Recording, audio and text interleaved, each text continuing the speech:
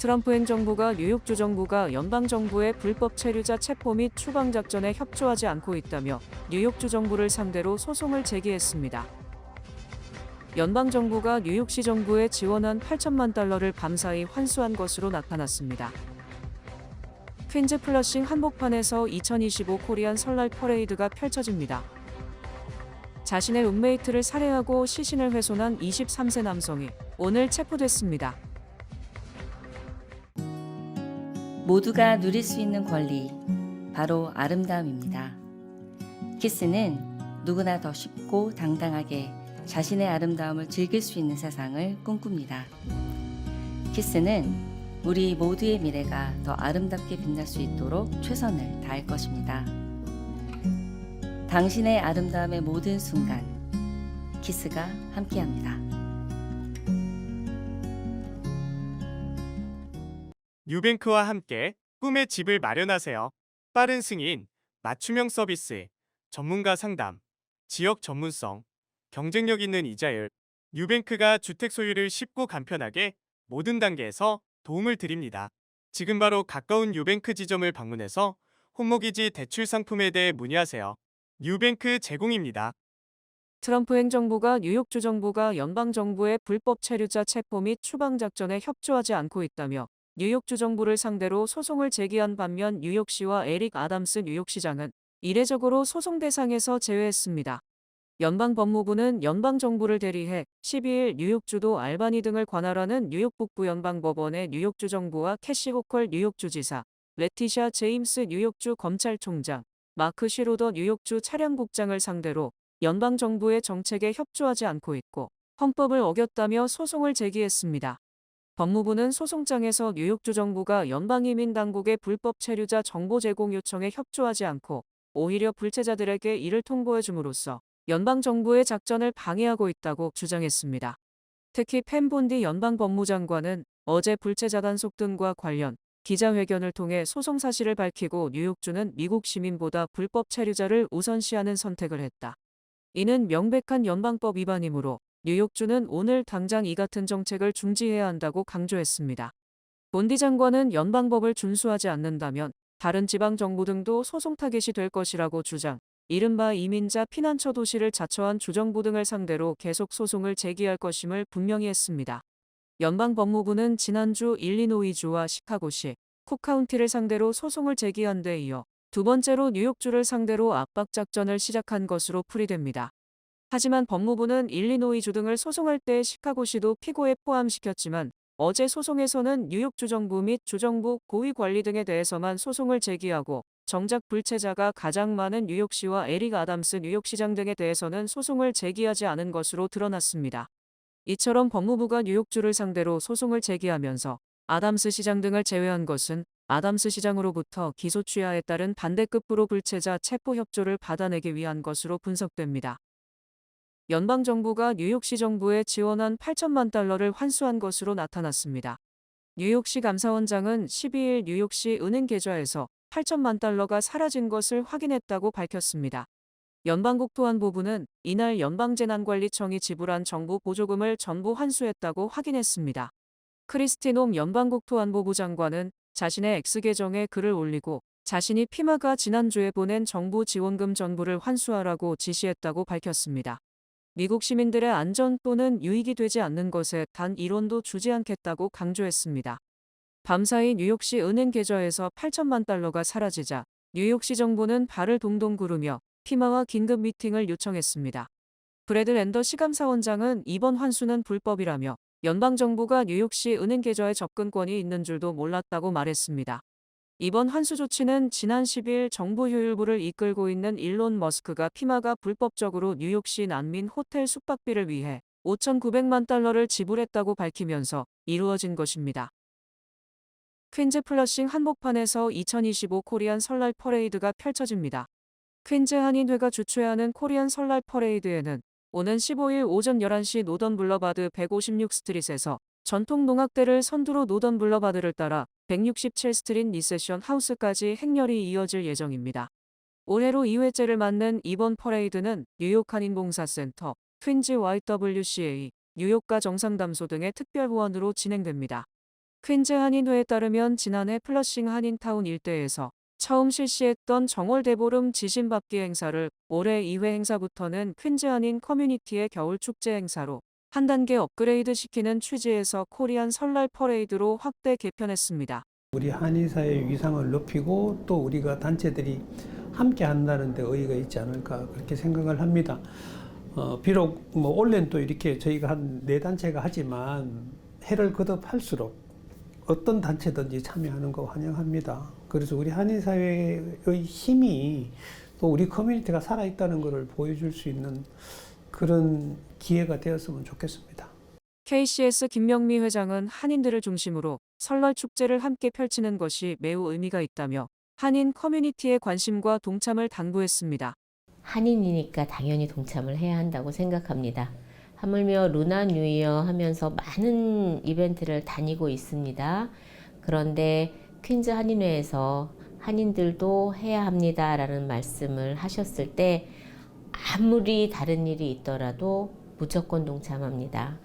퍼레이드 이후에는 리셉션 하우스에서 설날 축하를 기념하는 KCS 부채춤 공연과 퀸즈와 WCA 사물놀이 등이 펼쳐질 예정입니다.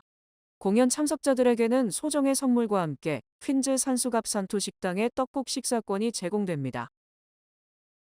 지난 5일 이스트리버에서 발견된 남성 시신이 65세 에드윈 에쉐바리아로 나타난 가운데 경찰은 그의 룸메이트였던 23세 크리스천 밀렛을 살인 혐의로 체포했습니다. 경찰은 지난 5일 오후 5시 30분께 거버너스 아일랜드 인근 이스트리버 수면에 떠있던 여행 가방 안에 담긴 남성 시신을 발견했습니다. 발견 당시 시신은 머리와 팔다리가 훼손돼 있었습니다. 시신 발견 일주일 만에 경찰은 시신이 65세 에드윈 에쉐바리아로 확인하고 동시에 그의 룸메이트로 알려진 23세 크리스천 밀렛을 2급 살인죄로 체포했습니다. 밀렛은 에쉐바리아를 땅에 떨어뜨리고 발로 그의 머리를 밟았다고 진술했습니다. 밀렛은 도구를 이용 에쉐바리아 시신을 훼손한 뒤 시신 일부를 여행 가방에 넣고 강에 던졌습니다. 경찰은 에쉐바리아의 시신 일부가 어디에 있는지 수사 중에 있는 가운데 밀렛의 살인 동기에 대해 언급하지 않았습니다. 한인으로 추정되는 여성이 12일 맨해튼 코리아타운 지하철역 인근 전철에서 신생아 출산을 도와준 것으로 확인돼 착한 사마리아인이라는 칭찬이 잇따르고 있습니다. 미국 주요 언론들은 어제 오전 11시 35분 맨해튼 코리아타운 인근 34스트리트 헤럴드 스퀘어역에 정차한 W 전철 내에서 25세 여성이 여자아이를 출산했다고 일제히 보도했습니다. 특히 이 과정에서 한인으로 추정되는 여성이 출산 과정을 도왔다며 모든 언론이 이 여성이 착한 사마리아인이라며 선한 행동을 칭찬하고 있습니다. 또 대부분의 언론이 이 여성이 신생아를 두 손으로 안고 있는 사진도 일제히 보도했습니다. 현장에 있던 승객들도 인스타그램에 관련 사진 등을 올리고 이 같은 일은 오로지 뉴욕시에서만 발생할 수 있다. 방금 한 여성이 전철에서 아이를 출산했으며 여성 승객이 탯줄을 잘랐다고 밝혔습니다. 또 다른 승객은 세상에 첫 발을 디딘 여자아이를 환영한다. 이 아이의 이름은 헤럴드 MTA 스퀘어라는 글을 올렸습니다. 이와 관련 뉴욕 트랜짓 대표이사는 이번 일이 뉴요커가 서로서로 돕는다는 것을 보여주는 사례다. 전철 직원, 전철 승객, 구조대원 등이 서로를 도왔으며 이는 전철과 뉴욕시가 최고임을 보여주는 것이라고 강조했습니다.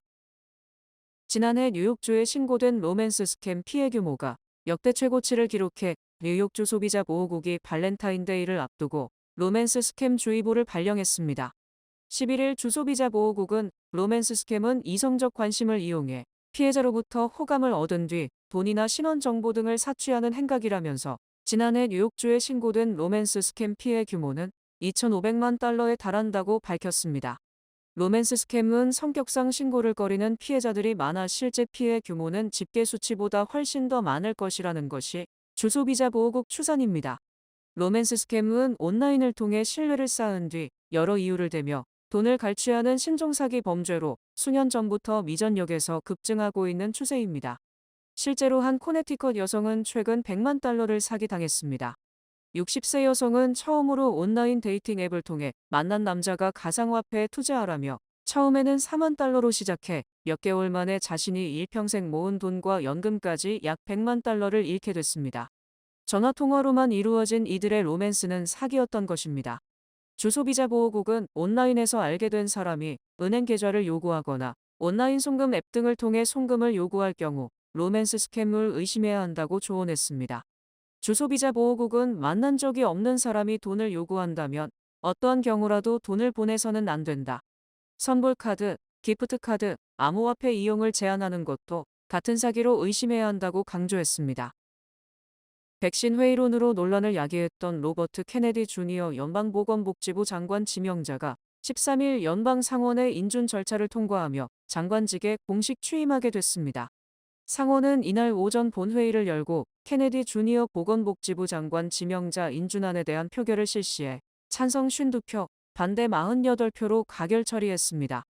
이날 표결에서 민주당 의원 전원 47명이 반대표를 던진 가운데 공화당 의원 53명 중에선 미치 맥코널 전 상원 원내대표만이 인준 반대에 가세했습니다. 이로써 트럼프 2기 행정부 주요 공직자로 지명된 인사들 가운데 인사청문회 전인 작년 11월 자진 사퇴한 맷 게이츠를 제외하고는 현재까지 전원이 의회 인준 절차를 모두 통과했습니다. 트럼프 대통령이 추진 중인 연방정부 공무원 명예퇴직 신청 마감 결과 전체의 3%에 달하는 약 7만 5천 명이 신청한 것으로 집계됐습니다. 블룸버그 통신은 연방정부가 이달 퇴직하는 대신 오는 9월까지 계속 급여를 받는 조건으로 명예퇴직을 접수한 결과 마감 시간인 어제 오후 7시 20분까지 7만 5천 명이 신청했으며 이는 전체 연방 공무원 240만 명의 약 3% 정도라고 보도했습니다. 블룸버그 통신은 이 같은 명예퇴직 규모는 당초 백악관이 밝힌 목표인 전체의 5에서 10%보다 낮기 때문에 이 같은 목표를 달성하기 위해 대대적인 해고를 단행할 것이라고 밝혔습니다. 블룸버그 통신은 트럼프 대통령이 연방정부 구조조정의 1단계로 명예퇴직, 2단계로 고인물 빼기라고 이름 붙인 대규모 해고를 경고해왔으며 조만간 연방정부의 해고 열풍이 불 것이라고 전했습니다.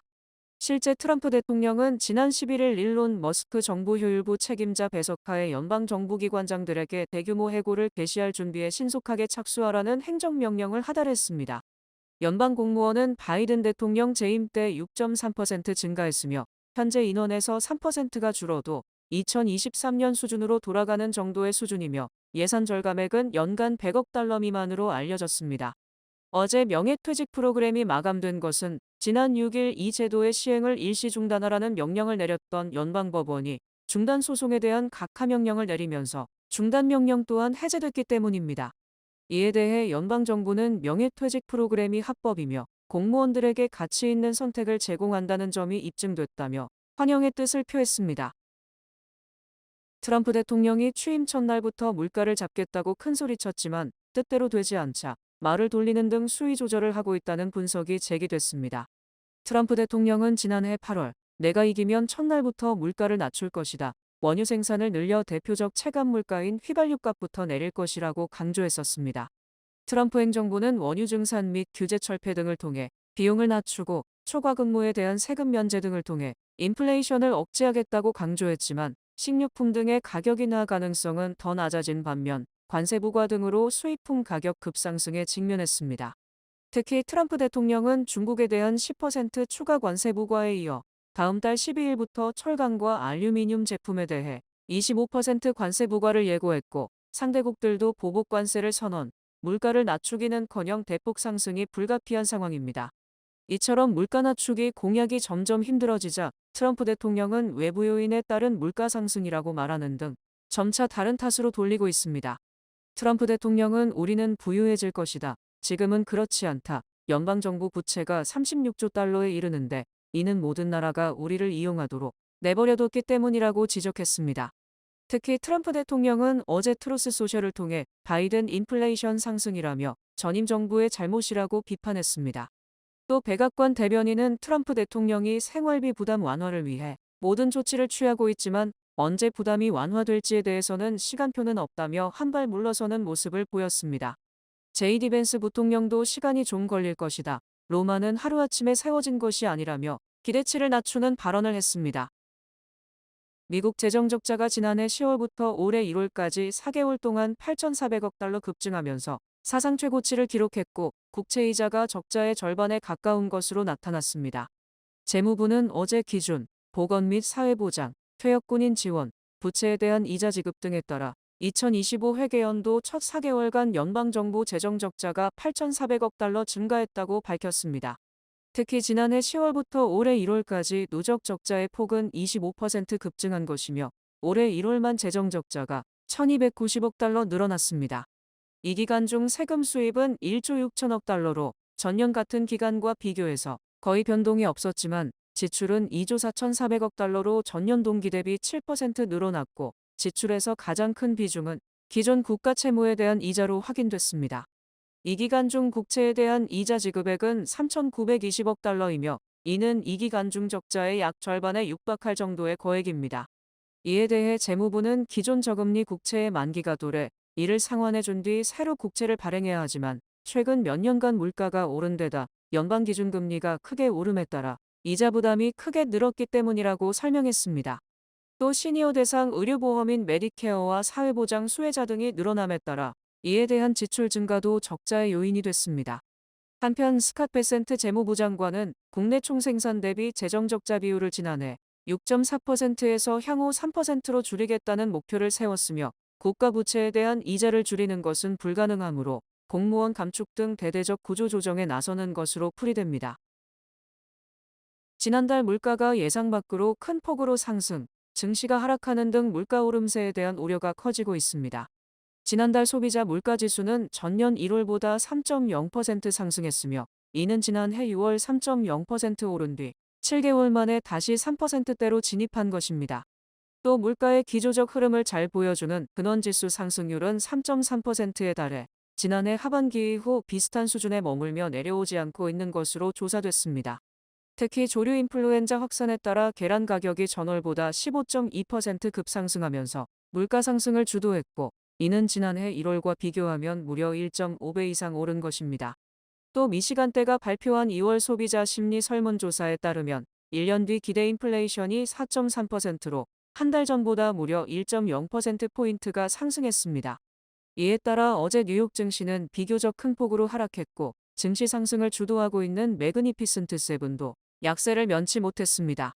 특히 이처럼 1월 소비자 물가가 크게 오르고 향후 물가도 큰 폭으로 상승할 것이라는 우려가 커짐에 따라 연준이 금리를 내릴 가능성은 더욱 줄어들게 됐습니다. 또 일부에서는 물가가 더 크게 오른다면 연준이 금리 인하를 중단하는 데 그치지 않고 금리를 소폭 인상할 가능성도 제기되고 있습니다.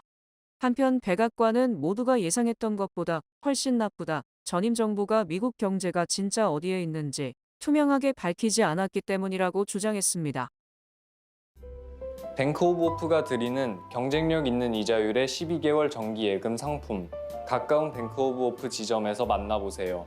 이 프로그램은 희망을 설계하는 전문가들의 은행, 뱅크 오브 오프 제공입니다. 주요 단신 전해드립니다.